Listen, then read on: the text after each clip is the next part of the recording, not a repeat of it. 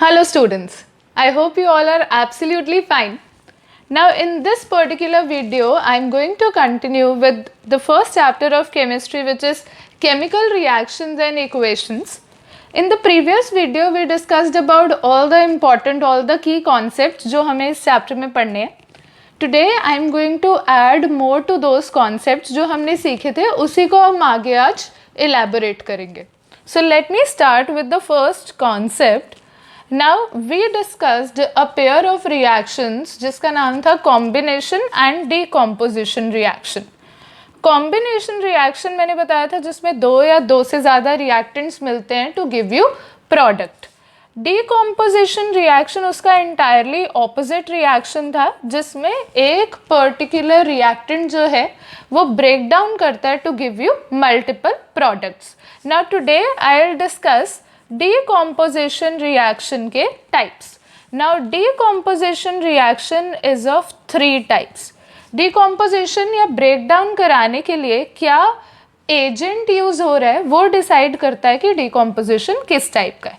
अगर हमारा decomposition जो है वो heat से हो रहा है तो that is called as thermal decomposition, जिसके लिए हम प्रोवाइड करेंगे heat and I told you heat को रिप्रेजेंट करते हैं बाय अ ट्राइंगुलर सिंबल जिसको हम बोलते हैं डेल्टा. सेकेंड, अगर हमारी डिकम्पोजिशन लाइट की हेल्प से हो रही है या सनलाइट की हेल्प से हो रही है उस कैटेगरी का नाम हो जाता है फोटोलिटिक डिकम्पोजिशन. एंड इसका एक बहुत इम्पॉर्टेंट यूज़ है फोटोलिटिक डिकम्पोजिशन का in black and white photography. Next, the third and last type of decomposition is electrolytic decomposition. अब हमें नाम से ही पता चल रहा है, जैसे थर्मल का मतलब उसमें जो एजेंट होगा वो क्या होगा, हीट. ऐसे ही फोटो का मतलब जो एजेंट होगा वो लाइट या सनलाइट होगा. ऐसे ही इलेक्ट्रोलिटिक डिकम्पोजिशन से पता चल रहा है नाम से ही कि इसमें जो एजेंट डिकम्पोजिशन करा रहा है दैट इज़ नथिंग बट क्या, इलेक्ट्रिसिटी. तो अगर हमारा डिकम्पोजिशन इलेक्ट्रिसिटी से हो रहा है तो that is called as electrolytic decomposition. तो मैं एक एक करके आपको तीनों के एग्जाम्पल्स फ्रेम करके दूंगी. सबसे पहले I am going to take thermal decomposition का एग्जाम्पल. थर्मल मतलब we have to break down using heat. तो इसके अंदर सबसे ईजीएस्ट एग्जाम्पल जो हमारी टेक्स्ट बुक ऑफर करती है दैट इज़ कैल्शियम कार्बोनेट. तो कैल्शियम कार्बोनेट को जब हम हीट प्रोवाइड करते हैं तो it gives us calcium oxide CaO plus carbon dioxide. Since ये डिकम्पोजिशन रिएक्शन हीट के हेल्प से हो रहा है तो this is a very good example for thermal decomposition. Moving ahead, second type of decomposition की बात करेंगे जिसमें हम सनलाइट प्रोवाइड कर रहे हैं तो that is called as photolytic decomposition.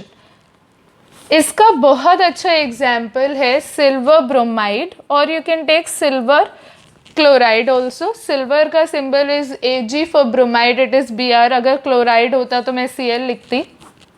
Arrow पे लिखेंगे सनलाइट और ये हमें ब्रेक डाउन के बाद देगा Ag silver plus bromine Br2. This is a very easy and important example for photolytic decomposition.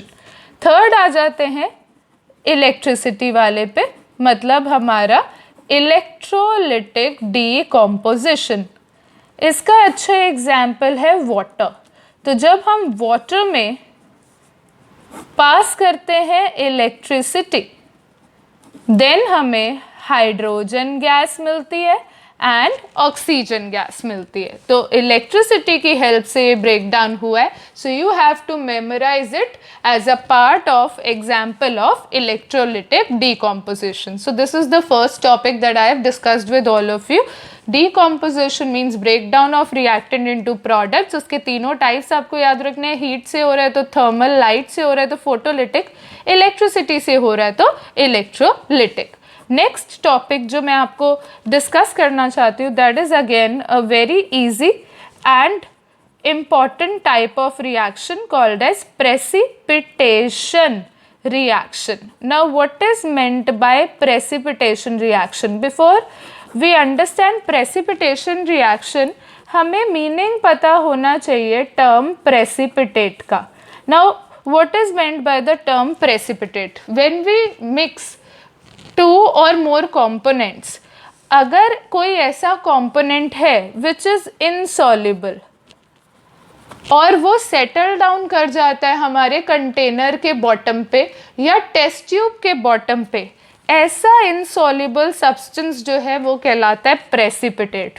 तो प्रेसिपिटेट कभी भी सॉल्यूशन का पार्ट नहीं होता, ये कभी भी सॉल्युबल नहीं हो पाता। सो वील से precipitate is insoluble substance which settles at the bottom of container. और ऐसा रिएक्शन जिसके अंदर प्रेसिपिटेट बनेगा उसे हम क्या बोलेंगे? Precipitation reaction. So this is the second topic which you must memorise. Moving ahead, I will be talking about two important terms again. One is called as oxidation, another is called as reduction. We have discussed earlier that the reaction in which addition of oxygen takes place or removal of hydrogen takes place is called as oxidation reaction. और इसका बिल्कुल opposite था हमारा reduction reaction, मतलब इसमें addition किसका होगा? Hydrogen का, और रिमूवल किसका होगा इसमें? ऑक्सीजन का. Then I discuss the special type of reaction जिसका नाम पढ़ा था हमने redox reaction. Now I told you that redox is made up of two words, reduction and what? Oxidation.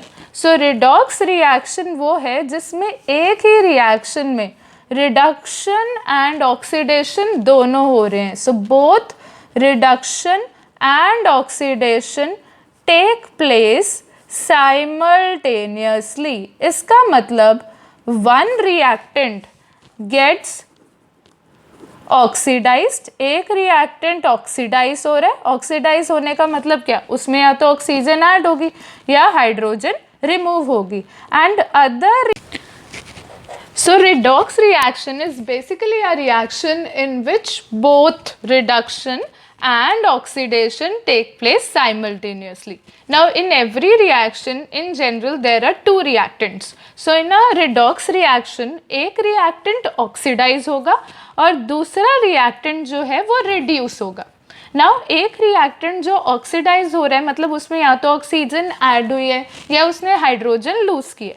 जो खुद से ऑक्सीडाइज होता है वो दूसरे रिएक्टेंट को रिड्यूस करने में हेल्प करता है. तो जो भी हेल्प करता है उसके लिए वर्ड यूज होता है एजेंट. सो समथिंग जो खुद ऑक्सीडाइज हो रहा है वो दूसरे को रिड्यूस करा रहा है, इसलिए उसका नाम है रिड्यूसिंग एजेंट. लाइकवाइज जो दूसरा रिएक्टेंट है जो खुद रिड्यूस हो रहा है मतलब उसने हाइड्रोजन गेन किए है या उसने ऑक्सीजन को क्या किया है? लूज किया है, बट वो पहले वाले को ऑक्सीडाइज होने में हेल्प कर रहा है, इसलिए उसका दूसरा नाम है ऑक्सीडाइजिंग एजेंट. अब इस पर्टिकुलर चैप्टर में you have questions on balancing a chemical equation. जब भी हम केमिकल इक्वेशन बैलेंस करते हैं या बोर्ड में क्वेश्चन आता है, जनरली जो कंपाउंड्स हैं उनके नेम्स लिखे आते हैं, फॉर्मूला लिखे नहीं आते. तो फॉर्मूला आपको खुद फ्रेम करने रहेंगे तो उसमें बहुत सारी एरर्स होती हैं. उन एरर्स को अवॉइड करने के लिए आपको फॉर्मूला मेकिंग आना चाहिए. And for that I will be helping you with the basics. पहले आपको आयंस लर्न करने रहेंगे.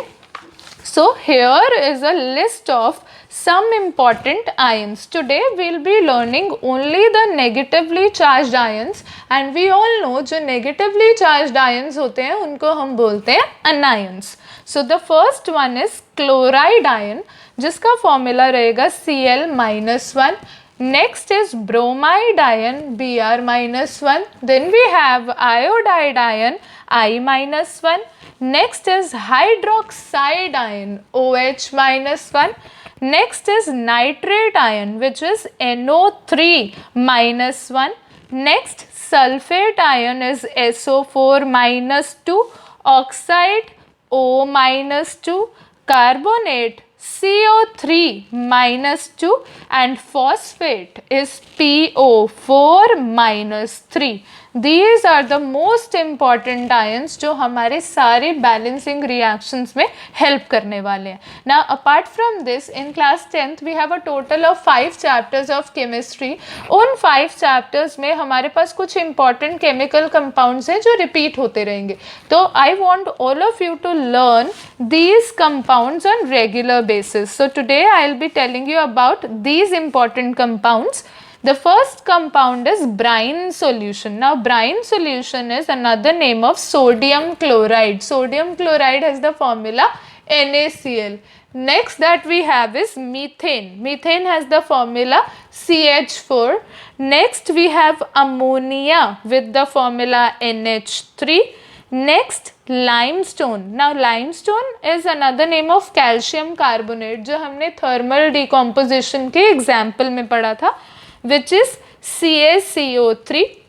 जब इसको हीट प्रोवाइड की थी तो ये टूटा था कैल्शियम ऑक्साइड और CO2 में, और कैल्शियम ऑक्साइड का भी आज से आपको दूसरा नाम याद रखना है, क्विक लाइम.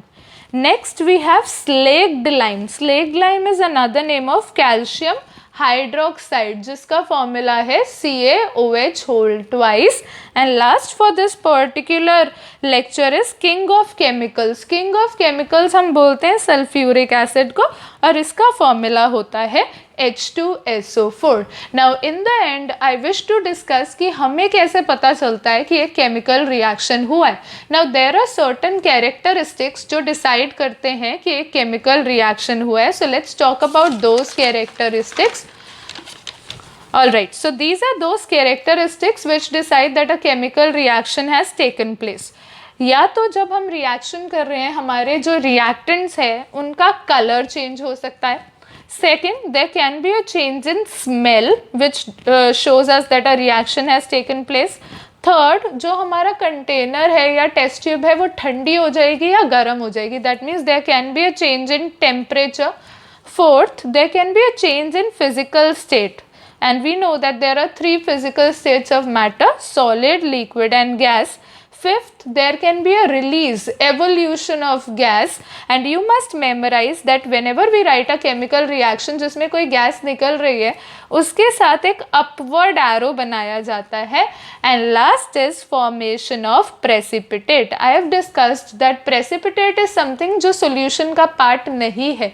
ये एक insoluble substance है जो bottom पे settle down होता है, and that is why it is indicated by a downward arrow. I hope you will watch this video with full attention and concentration. You will make notes, you will learn notes. Thank you. Stay safe, stay connected.